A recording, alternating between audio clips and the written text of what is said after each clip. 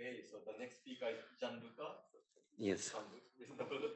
Absolutely. So the title of his talk is Low-Rank Dynamical Training of Feed-Forward Neural Networks. So, thank you very much. I'm almost the last speaker, so I have the duty to entertain you. I will try my best. And I'm really happy to present this work because actually, 1 year ago, we had the same Zoom workshop, and I was in L'Aquila visiting a dear friend. We listened to the Tensor Network talk, and this friend, we know each other since 10 years, so we wanted to collaborate. There was a children crying. I don't know how much we heard, but this is what came out. So the motivation is the following. We had this beautiful introduction for low rankness. And my motivation, I don't come from machine learning field. I'm from mathematics. And it's that feed-forward network I will parameterize usually. And what people do to reduce the burden of storage and computation, they proceed via pruning. Pruning does the job, but it has a big problem. It's that this is what is called lottery ticket hypothesis. It works, but up to my knowledge, there is no proof. So I was not satisfied with this thing, and I thought that I could give a not better, but nice answer to this problem. And coming from mathematics, pruning corresponds to the concept of sparsity. And when you do PDE, you have two choices if you want to do model order reduction. Either use sparse approach or use low rank approach. And low rank, this is where I come from. So this is the outline of my talk. It's only 2 parts. In the first part, I want to tell you what we did. And in the second part, I want to tell you how we did it. So the first part, let us go through it. Low rank training. So everybody of us know that what is a feed-forward neural network? Just a composition of affine maps composed with a nonlinearity. And we have 2 elements. The bias, just vector, it's not a problem. And then we have the weight matrix. So the way how I approach machine learning training is that people do discrete training. So you take your PyTorch, you try to train, you have a loss function, you have a gradient. So the real thing is that you do stochastic gradient, but for simplicity, let us do the full gradient. And you do a minimization approach. However, if you come from time integration approach, from time integration of ODEs, this is a forward dollar, where what you call lambda, it's just a time step size. So this is the discrete training. Let's take the lambda that goes to 0, infinitely small. What we have, we can pass from a discrete problem to a continuous problem. And this problem is a gradient flow with respect to the loss function. So now we have an ODE. We pass from the discrete setting to the continuous one. And the other thing that we ask is that, so the network is over-parameterized. And as we saw in the last talk, the way that I interpret over-parameterization or noise is saying that the weight matrix should have a low rank structure. And these rank are much smaller than the dimension. Low rank means many things. In this context, low rank would be an SVD-like decomposition. Why I say SVD-like? Because if you take MATLAB, Python, whatever you want, usually you get the S diagonal. But the SVD decomposition is not unique. You can change it. And so what I assume here is that the S is full rank, but dense. And actually, this is not a bad assumption because when you do computations on GPU, GPUs prefer dense matrices rather than sparse. So this is the ansatz or constraint that I'm imposing here. But now, how do I approach the problem of training? Well, the approach, this is what we tried, which is called dynamical low rank training, DLRT. It follows the minimization of the residual. There are many ways to call this problem. So you have a manifold of low rank matrices. Locally, you have a tangent space, is a pink one. You have the gradient loss in the Euclidean space that telling you where you should go. And you try to minimize the residual. This is called Riemannian optimization, or in physics is called Dirac-Frenkel variational principle. There's many names that they change along the history. So this is the idea behind of what we started with, and which I've been working in Germany with Christian Lubitsch along the last years. And I will explain how we make it practical, because so far this is just an idea, but I want to show you how it works. So this is a simple example. It's a feed-forward on a network, convolutional forward for a network, and 5 on MNIST. And on the first line, you see 99.2. This is the test accuracy with the vanilla approach. You take PyTorch and you just train. Then on the last line, you have methods that they use low rankness, low rank approach, and they achieve a good accuracy. And if the network has 4 weights matrices of a dimension 20 by 20, 50, 500, and 100, on 10, I apologize, the input and the output are not touched. Well, the competitive approaches, they do well. They achieve almost the baseline, and they have a low rank. However, there is a however, it's very important. If you study these approaches, at some point in their algorithm, they need to rebuild the full matrix. And so the real amount of parameters that they're using during the train is much more than what you should have using only the low rank format of the matrix, only the factors of the SPD decomposition. And this is why we put on the last column is less than 0%. Indeed, for our approach DLRT, we have these tau parameters, which is a relative error for rounding operation. And we achieve more or less the baseline, plus 5 points. But the number of parameters that you use for inference and training, it's only 15,000 compared to almost 500,000. And this is on the fly. And this algorithm, what it does, so it trains and uses only 15,000 parameters. And most importantly, adapts in time the rank, which is a novelty. So we achieve a compression rate for this simple example of 96.4% in inference and in training. So the training is done only with 15,000 parameters. And now the point is how we do it. And this is come from another field, which is dynamical rank approximation. So the idea is that you have this low rank manifold, you still have this Riemannian approach with the tangent space and the vector field that goes out of the manifold, and you're given with an ODE. So you have this vector field F, which governs the dynamics from where you start. For example, it can be a gradient flow, the gradient of the loss. So what you assume is that the function is locally or globally Lipschitz bounded, which sounds like a reasonable assumption, gives existence uniqueness. And you assume that you're close enough to the tangent space all the time, meaning that the model can be well approximated by the tangent space. So that will be the assumption that we carry on along this discussion. And MR denotes the space of low rank matrices. So what is dynamical low rank approach? It's a minimization approach on the manifold, on the tangent space of the manifold. You are not looking for the best low rank approximation, you're looking for the best velocity that you can get from your Euclidean field. And the nice thing is that the tangent space is evolving in time with the dynamics. So it gives a good approximation space where to look for. And it's a forced order variational principle. So we have this idea that it was told before, this DLRT, and we need to make it practical. The way you do it is the following, is that you have a minimization approach, you transform in an ODE. So you say that this minimization over the tangent space is equivalent to the ODE with respect to the projection. You introduce another problem, what is the projection? But actually for the low rank manifold, the projection is very simple.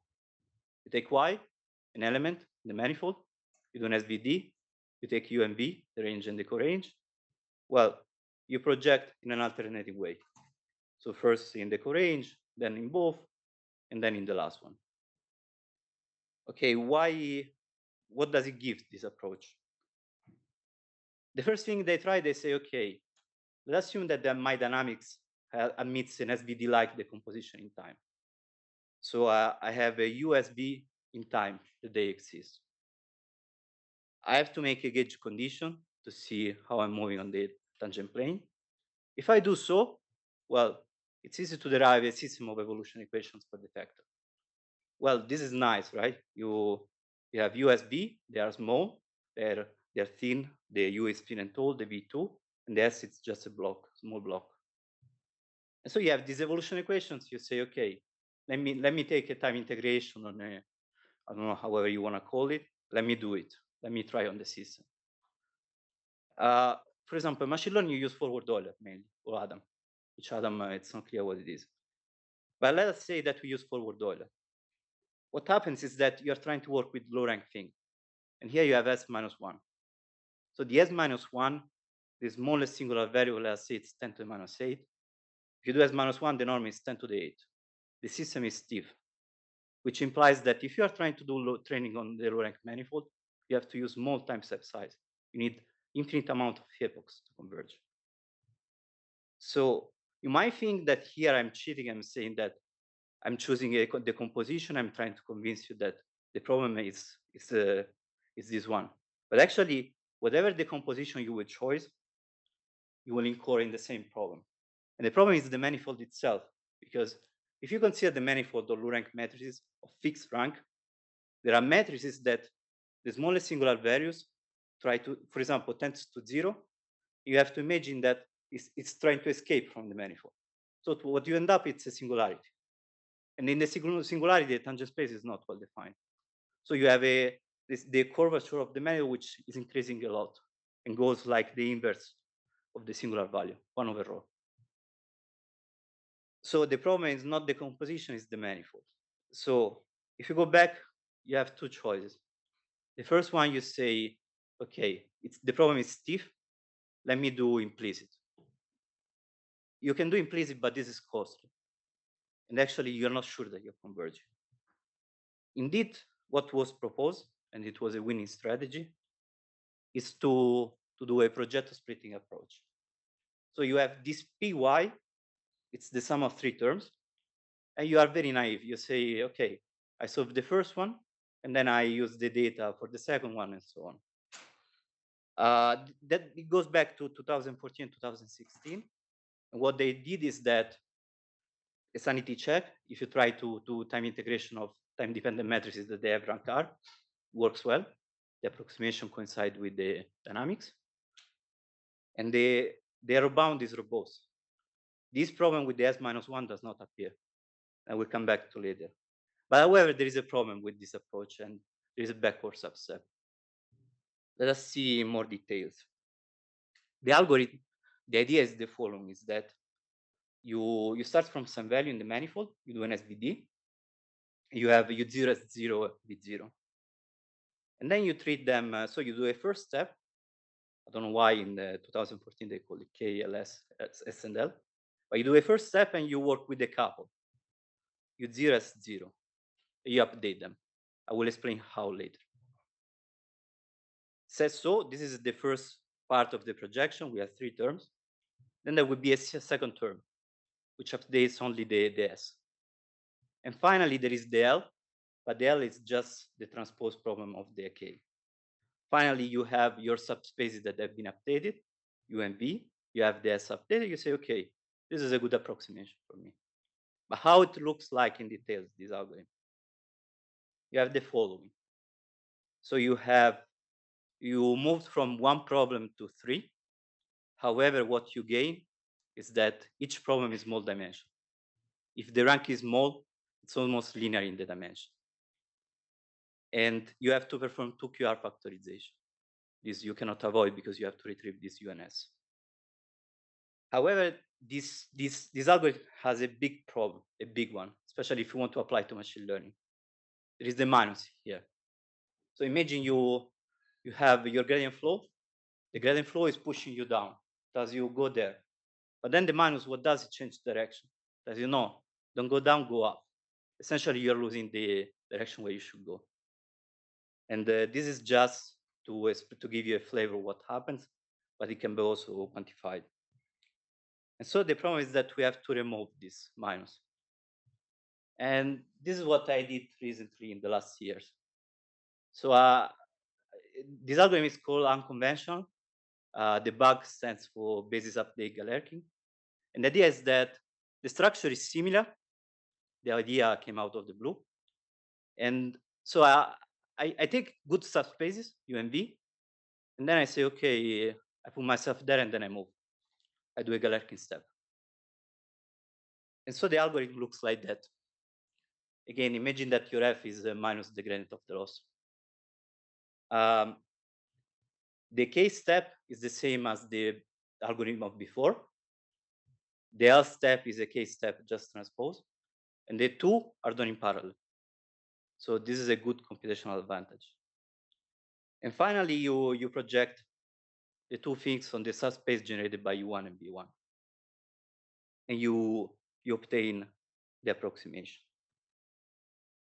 Now the reason is, why does it work? And the magic happens in this K step. And the L step, as I said, is just a transpose, so it has the same properties. So what happens is that if your solution, original solution, stays of constant rank, somehow this K step catches the range. It's surprising, but really what happens.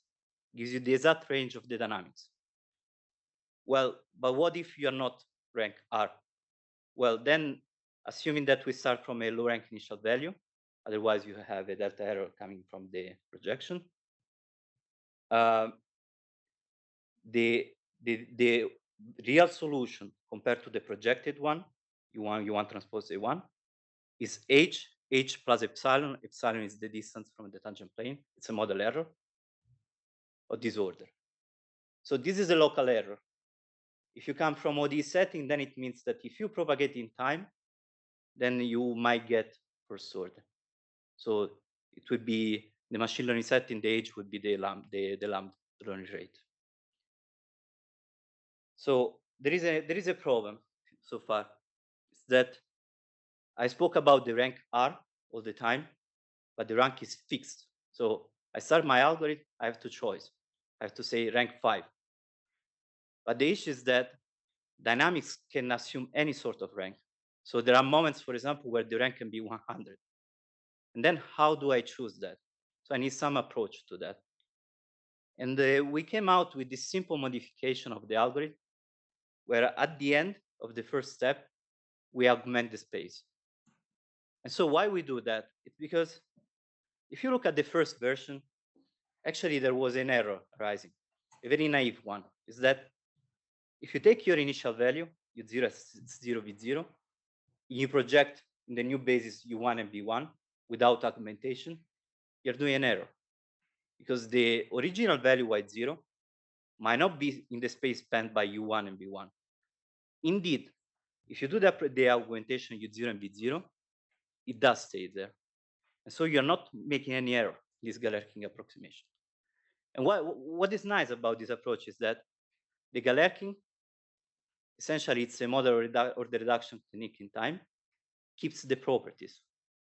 But you pay a price, is that you had rank 5, for example, let's say, you're solving a system of 10, 2R, because you have this augmentation, then you project in the new basis. Of course, you cannot continue like that, right? Doubling the rank all the time, 5, 10, 20, etc. Because otherwise you will go to the full dimension. And you're obliged to do a rounding.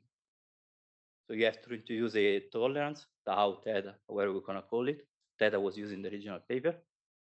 And you have to do rounding.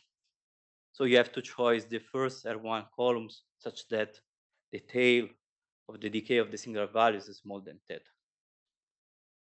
And then you absorb the factors of the SVD. This time the SVD is the diagonal one.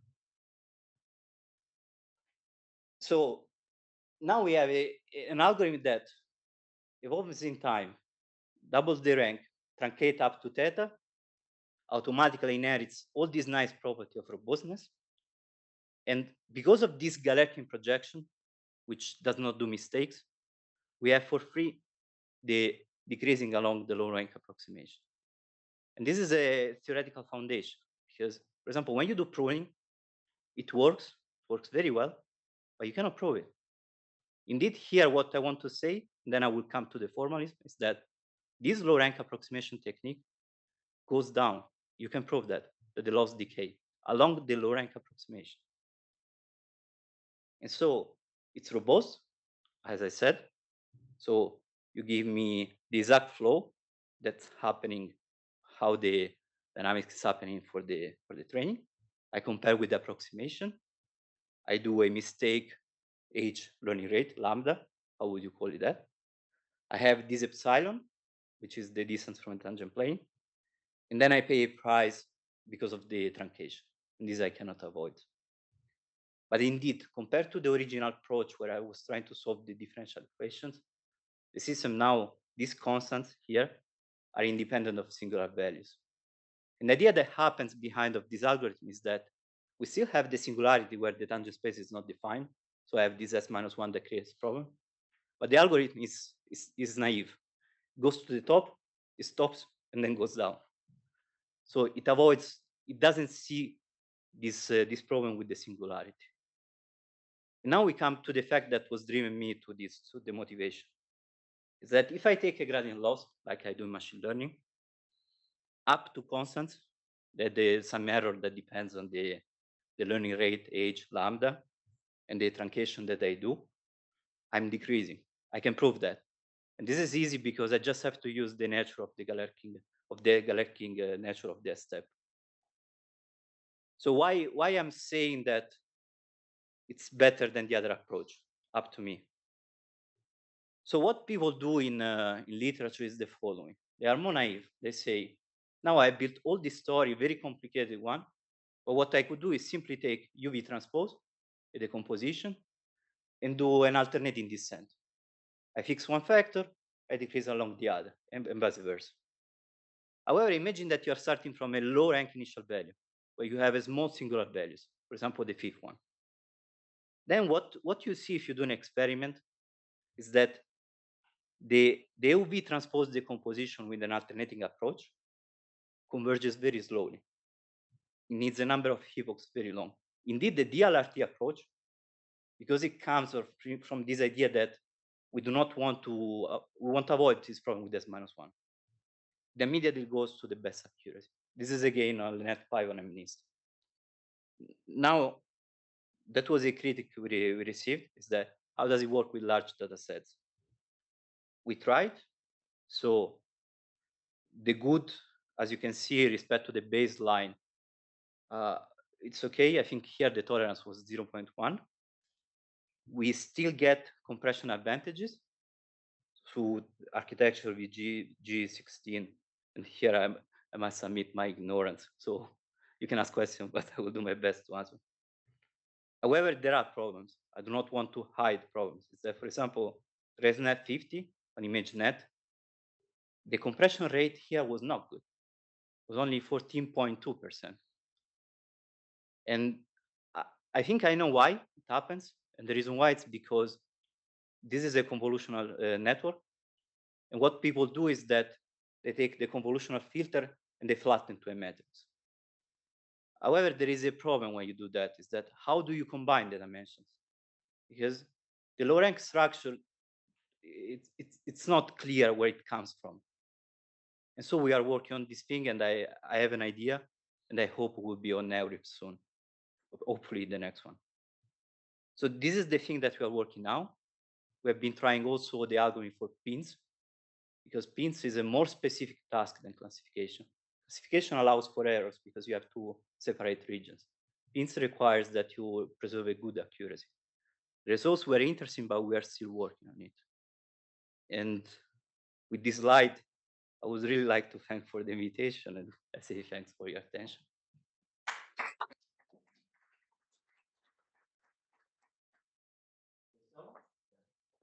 Yes. Yes.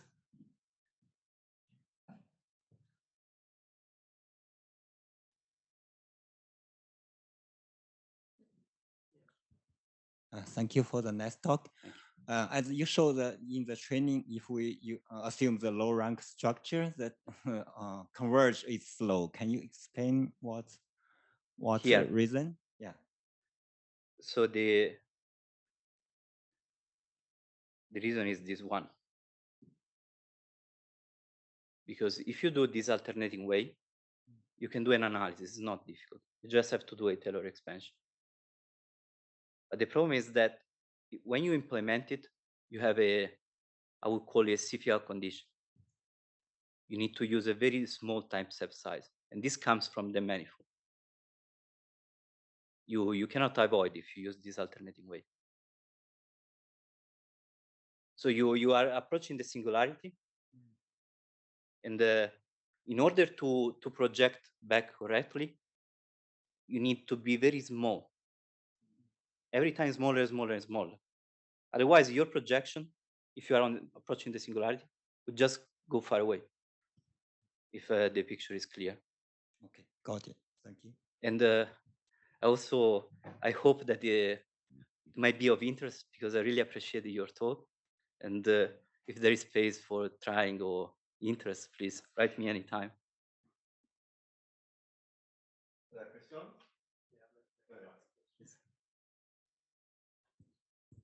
Yes, I have a question in your page, maybe 26, a theory.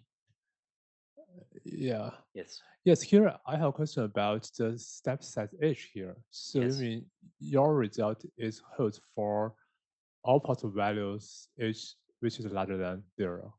Yes. Okay. But So- of course, for example, Yes. you have this theta divided by h. Theta is the tolerance that you have to set. If you want to have a first order estimate, so you want to have h everywhere, theta should be of the order h squared. Okay. So you have some constraint. Okay. Indeed, I must confess here that the experiments work better. And the reason why it's because this estimate is not sharp. It was derived using a simple triangle inequality. Triangle inequality is the worst you can do, mathematically speaking. Yeah. Okay. But we needed to write a paper. So Yes, thank you very much. And I have another question which might be a little bit general. yes. It's here you consider to use your method to compress the deep neural network, the learning model for both the training phase and the inference phase. Yes. And sometimes you mentioned maybe in the training phase, maybe the compression is not so big, right? But I think when we try to train deep neural networks, our parameter materialization is very important. Yes. So, but if you consider the low rank training, you reduce the number of parameters. So we Yes. cannot take advantage from our parameterization. So why do you want to compress the model in the training phase? So the example that I have in mind, okay, let us assume that I have a big cluster. Yes. I can play as much as I want, right? Okay. No problem. But now imagine that you have a cost that you have to fulfill. For example, you want to do training on a smartphone. You cannot afford the overparameterization. Okay. So for example, another approach, this way, what we did in the paper was top to bottom.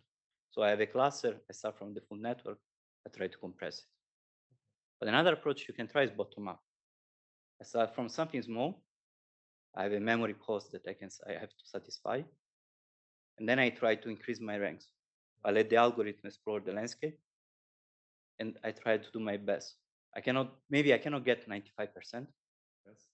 But this is what the limit I have. This is the scenario I have in mind.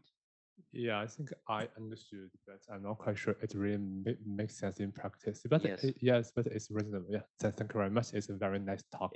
Thank you.